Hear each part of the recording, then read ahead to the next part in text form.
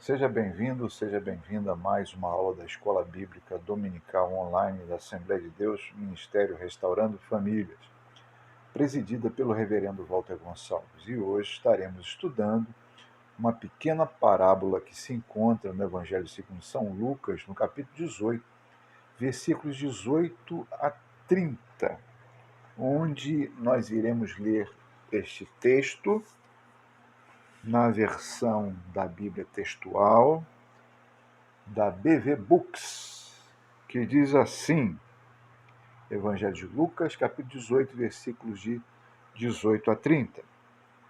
Certo dignatário, um homem importante, um homem muito rico, lhe perguntou, dizendo: Bom mestre, que farei para herdar a vida eterna? Jesus lhe disse: Por que me chamas bom? Ninguém é bom senão um, Deus. Conheces os mandamentos? Não adulterarás, não assassinarás, não roubarás, não dirás falso testemunho, honra teu pai e tua mãe. Conhece? E ele disse: Todas essas coisas eu tenho guardado desde a minha juventude. Mas Jesus, depois de ouvi-lo, lhe disse: Ainda te falta uma coisa. Vende tudo quanto tens e reparte aos pobres, e terás um tesouro nos céus. Depois vem e segue-me. Quando Jesus falou isso, o homem se entristeceu, porque era muito rico. Vendo Jesus, disse: Quão difícil é entrarem no reino de Deus os que têm riquezas, porque é mais fácil um camelo passar pelo buraco de uma agulha do que um rico entrar no reino dos céus. Esta é uma parábola. E disseram os que ouviram: Quem, pois, pode ser salvo? E Jesus respondeu: O impossível para os homens é possível para Deus. Então Pedro lhe disse: Eis que nós havemos deixado tudo, Senhor, e te seguimos.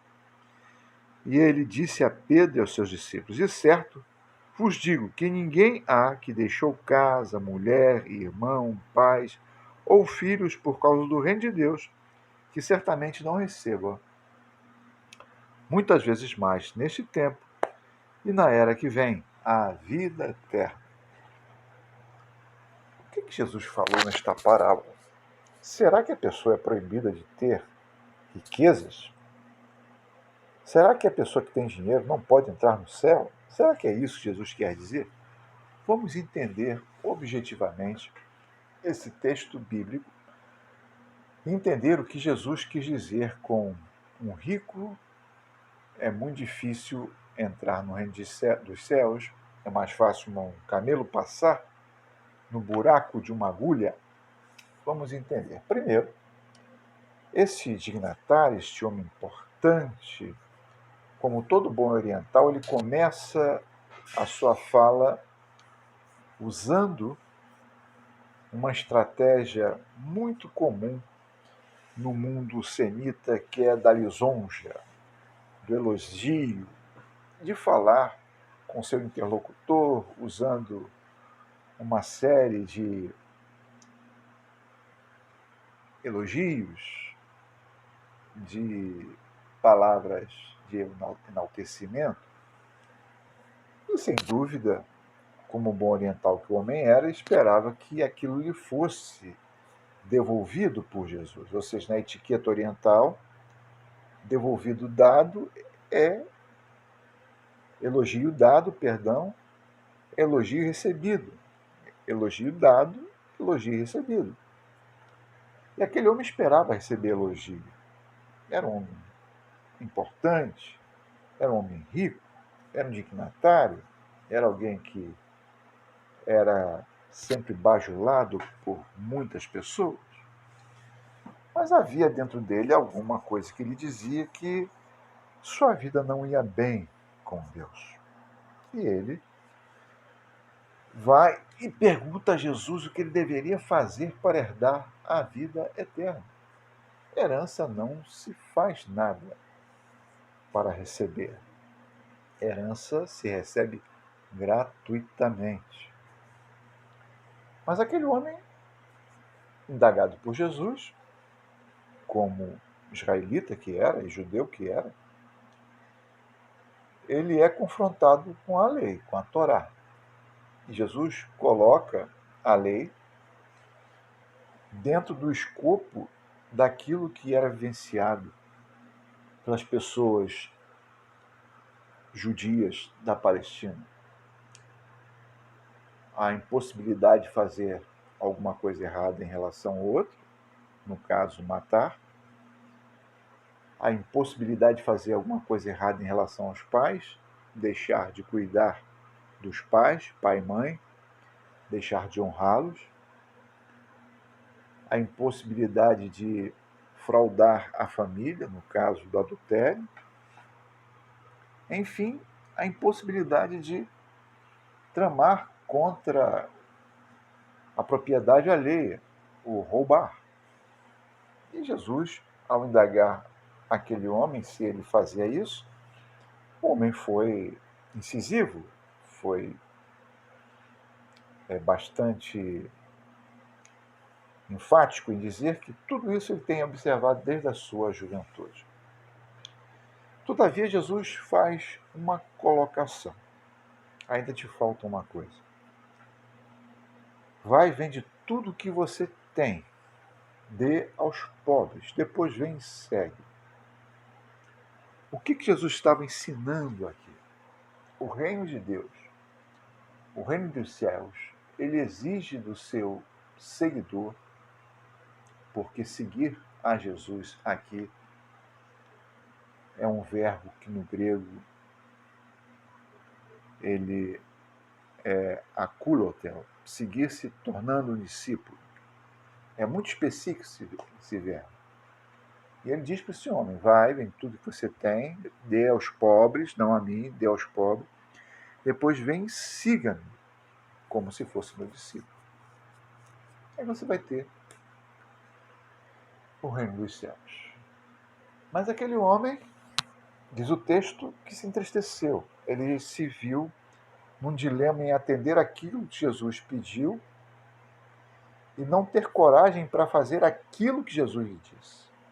Ele foi embora. Jesus, ao vê-lo assim, disse: quão difícil é um rico entrar no reino dos céus. É mais fácil um camelo entrar, passar no buraco de uma agulha.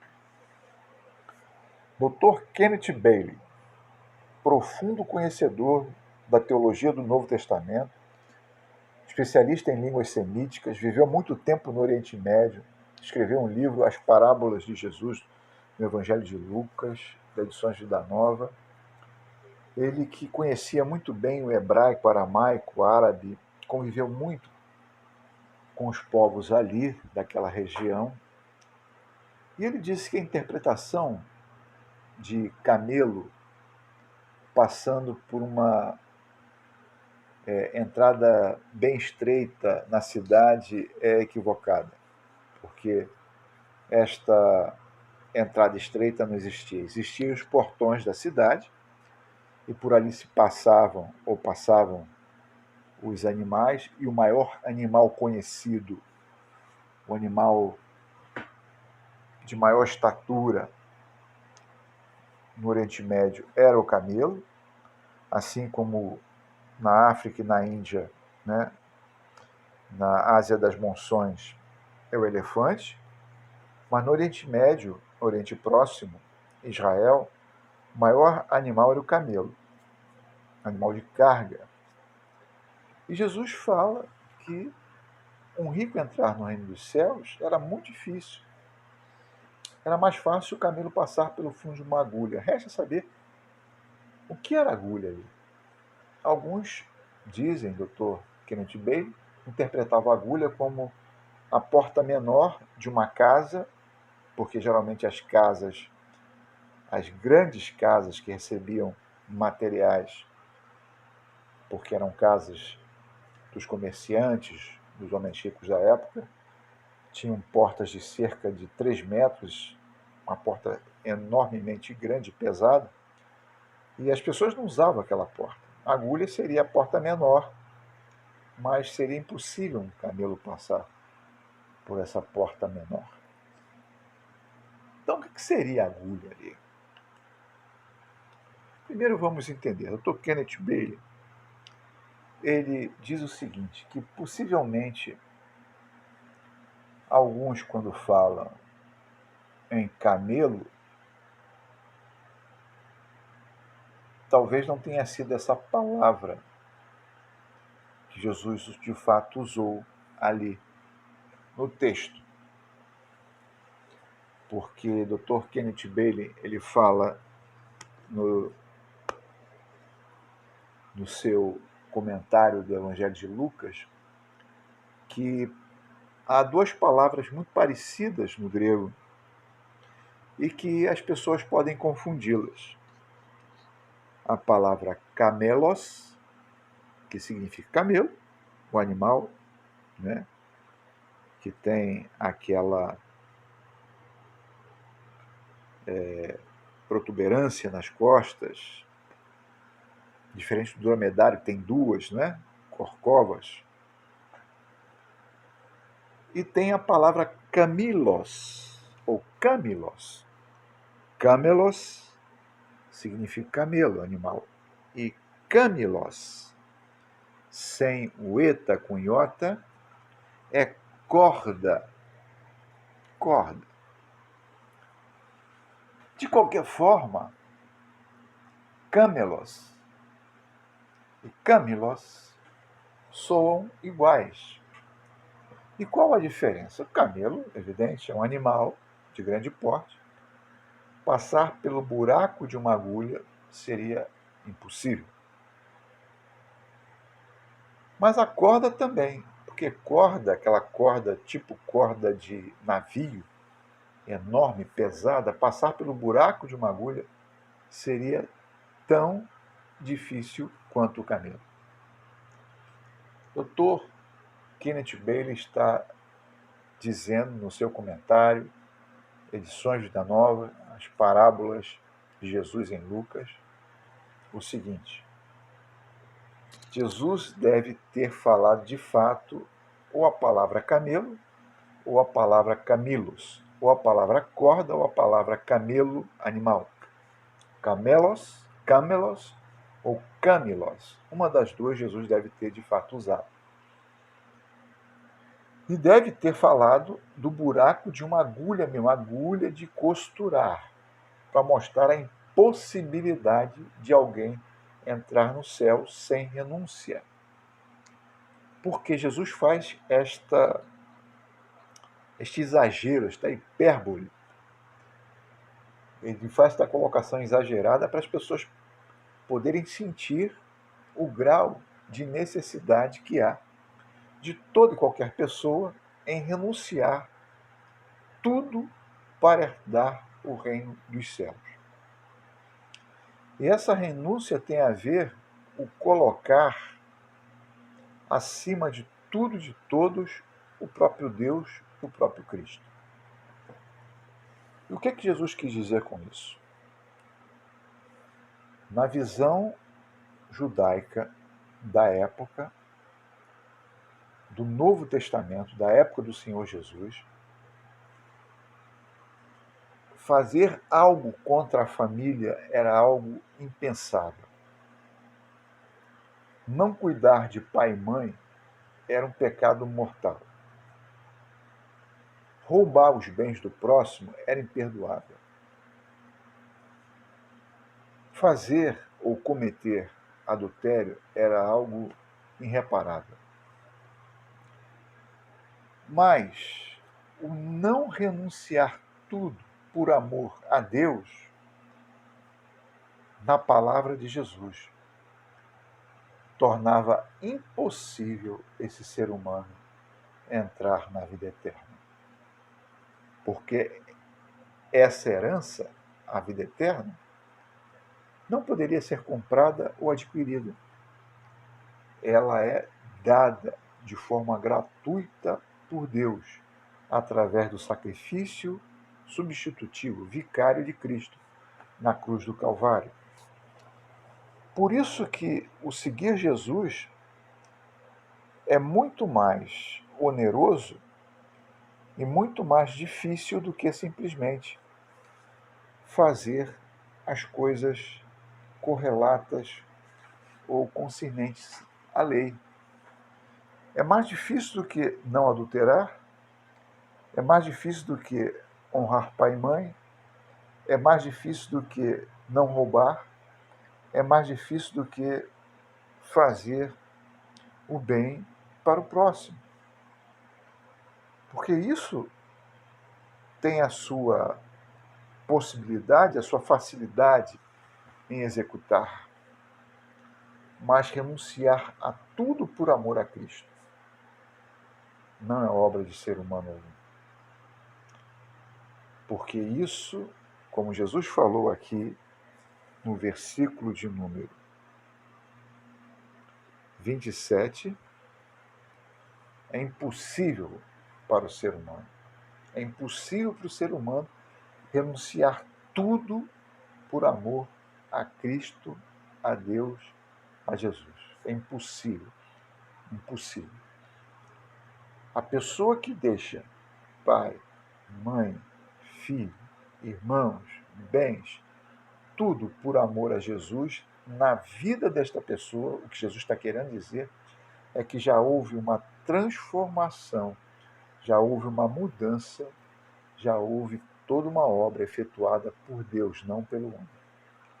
Porque homem algum não consegue abrir mão daquilo que gosta e tem por si próprio. O ser humano é, de fato, essencialmente egoísta. Não que haja alguma coisa de equivocado nisso, não. Há um sentido de preservação. O ser humano ele tem um instinto de preservação, então por isso que ele pensa nele primeiro, em detrimento dos demais. Isso é só uma constatação. Isto é só uma constatação. Constatação. O ser humano pensa nele. Quando ele começa a pensar no outro, é que alguma coisa de diferente já aconteceu no seu coração. O ser humano, por si só, ele é egoísta, ele só pensa em si, ele quer o melhor para si e ele quer cuidar de si.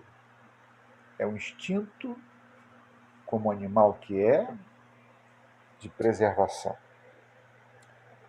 Por isso que Jesus falou que é difícil um rico, e rico aqui no sentido mais abrangente. Não é só aquele que tem muito dinheiro, é aquele que é apegado aos seus bens, que a riqueza lhe domina, que os bens dirigem a sua vida, ou dirigem a sua vida, que fazer com que algo que é seu seja dado, ou seja, renunciado por outro, para que outro desfrute, é algo muito difícil. É impossível aos olhos dos homens, mas possível para Deus.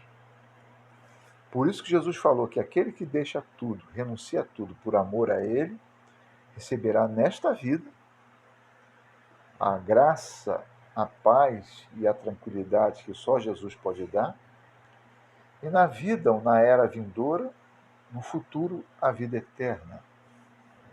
Porque já houve uma transformação, já houve uma metanoia, um arrependimento, uma mudança de mente, uma mudança de percepção de valores. Houve ali, de fato, algo que só Deus pode fazer. Esse homem dignatário, importante, rico, não conseguiu cumprir o que Jesus pediu porque, infelizmente, não foi permitido a Deus fazer uma obra no seu coração. Diferente de Zaqueu, neste mesmo evangelho, que recebe a palavra de Jesus, recebe a visita de Jesus, leva Jesus para a sua casa, paga um mico muito grande, porque sobe num sicômoro, numa figueira brava, para ver Jesus, porque ele era baixinho. E quando ele está dentro de casa com Jesus, numa recepção que ele fez para Jesus, Jesus, sem falar nada, ele fala para Jesus: Senhor, se em alguma coisa eu tenho errado, olha, eu vou devolver 4 vezes mais. A lei mandava devolver até 3 vezes mais, mas ele quer devolver mais, quero me livrar de tudo, quero renunciar. E Jesus fala para ele: na verdade, hoje entrou salvação nesta casa. Aquele homem já estava herdando o reino dos céus, porque Deus operou algo maravilhoso no coração de Zaqueu. O que é impossível para os homens é possível para Deus. Seja camelo, maior animal do Oriente Médio, ou camilos, corda grossa de navio ou de barco. Ambas colocações são ou camelo ou a corda, é impossível que elas entrem no buraco de uma agulha. Assim como é impossível para um rico entrar no reino dos céus. Mas o rico, ou qualquer pessoa que tem amor aos seus bens, uma fala mais abrangente, só pode abrir mão da sua riqueza, seja ela qual for, se Deus operar profundamente no seu coração, transformando sua visão, sua percepção, seu entendimento e a sua interioridade. É só Deus que faz essa obra. Homem algum convence qualquer semelhante a mudar. Quem muda o ser humano é Deus, através do seu Santo Espírito. Para que nós tenhamos a vida eterna, precisamos deixar que o Espírito de Deus possa adentrar no nosso coração. Que nós possamos aceitar a Cristo como Senhor e Salvador da nossa vida. E quando Deus operar uma transformação no nosso ser, com certeza, tudo será muito pequeno, por maior que seja, mediante ou comparando a vida eterna. E não fará ou não terá peso algum, e não será empecilho algum na nossa renúncia. Sem renúncia, não se entra no reino de Deus. Mas essa renúncia, ela é fruto da ação gloriosa do Espírito Santo na vida do ser humano. Sem isso, não há como o homem renunciar. Não há como o homem entender. Não há como o ser humano, de fato, se deixar trabalhar por Deus. Então, o nosso convite no dia de hoje é que você e eu, que nós possamos deixar que o Espírito Santo penetre na nossa vida e que ele convença a nossa mente, o nosso coração, de tudo aquilo que nós devemos abrir mão e nos leve a seguir Jesus, autor e consumador da nossa fé, para que lá na frente nós possamos de fato ter a vida eterna.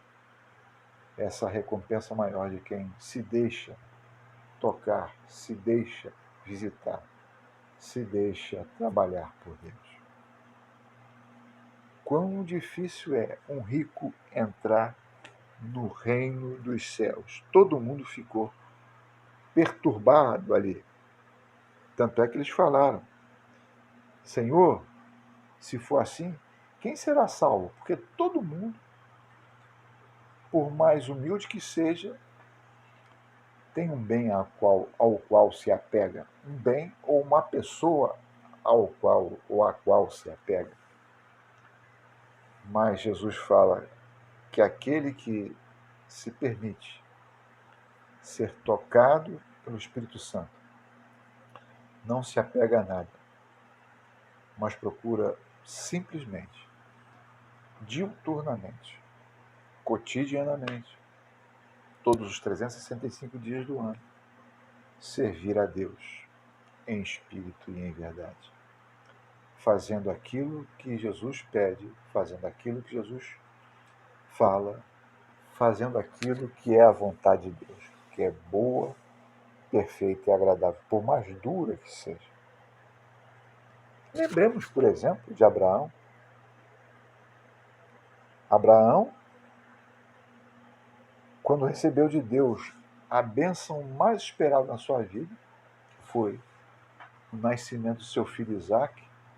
Deus faz o teste com Abraão para ver se de fato o Espírito Santo trabalhou dentro do seu coração.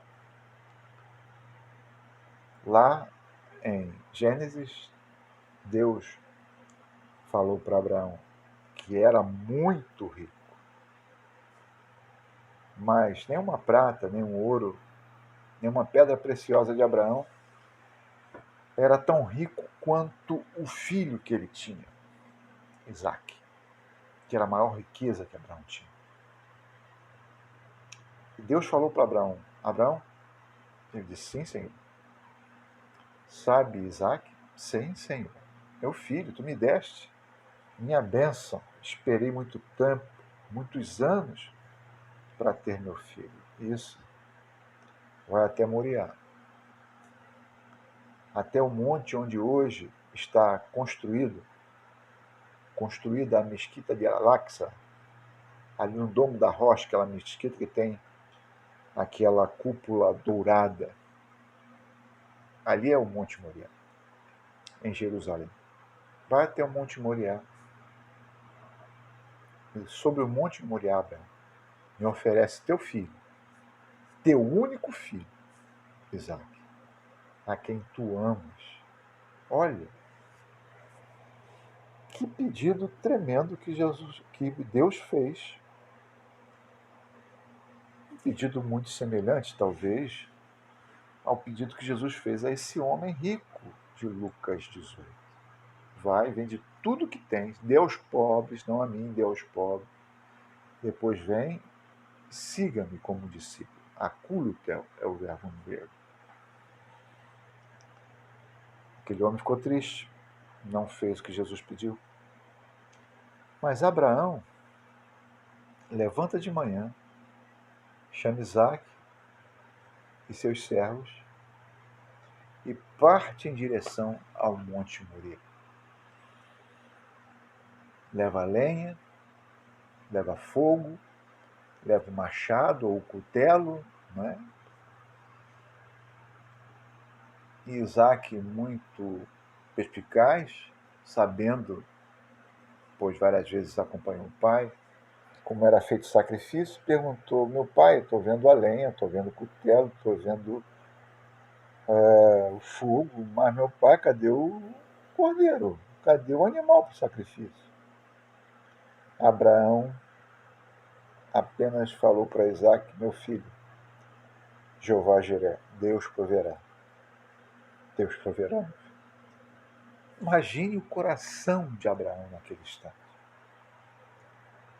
Imagine o coração daquele homem naquele minuto. Naquele momento. Sabendo que ele iria matar o seu filho, assassinar o seu filho por amor a Deus. Assassinar por amor a Deus. Que coisa horrível, horripilante. Mas era uma prova de Deus para com Abraão. Se ele tinha capacidade de renunciar. Porque ele ainda não entendia muito bem a obra do Espírito Santo na sua própria vida. Ele precisava ter esse momento com Deus. E o texto bíblico diz que Abraão amarrou Isaque. Irmãos, tentem visualizar a cena de um homem idoso, ancião, amarrando Isaac. Isaac, um jovem, sem dúvida, se debatendo. Pai, o que está acontecendo? Você está ficando maluco? Pai, que é isso? Ele teve que amarrar Isaac. Era um idoso forte, ainda com vigor, apesar dos seus 100 e poucos anos de vida. Amarrou Isaac. Dizem os rabinos de Israel que ele chorava nessa hora, em ter que sacrificar o seu filho. Colocou Isaac com muito esforço sobre o altar, em cima da lenha. Na hora que ele suspendeu o cutelo para cortar o pescoço de Isaac, Deus brada desde o céu: não faça isso, Abraão. Eu sei que tu temes, eu sei que tu és um servo que permite que eu trabalhe no seu coração. Tu já deste tudo, Abraão. Fique tranquilo. Fique tranquilo. Não precisa sacrificar Isaac. Olha aí ao teu lado. Tinha um cordeiro, né, com os chifres ali preso num certo arbusto. Ele pegou aquele cordeiro e ofereceu a Deus. Por que Abraão fez isso? Porque Abraão teve essa coragem, ainda que chorando, como dizem os rabinos, porque Deus já fez o impossível no coração, já tinha feito o impossível no coração de Abraão.